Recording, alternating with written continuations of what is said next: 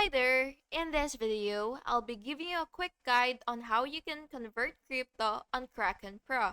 So first, you will have to log into your Kraken Pro and make sure that it's already installed or you have Kraken Pro on your device before proceeding to the next steps. So first, you will have to log into Kraken Pro and then go to your funding or trade page.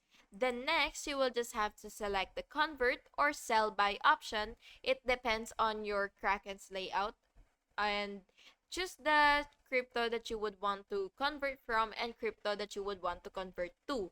After that, you will just have to enter the amount to convert and review the conversion rate and fees shown. Then you will just have to confirm the transaction, and then Kraken Pro may use market or limit conversion options.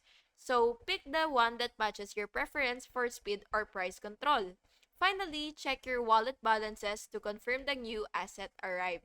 Quick tip: compare the conversion rate with the spot market to ensure that you're comfortable with the slippage. And that's basically it. If you found this video helpful, please make sure to like and subscribe for more videos like this. Thank you so much for watching and listening. Have a good day.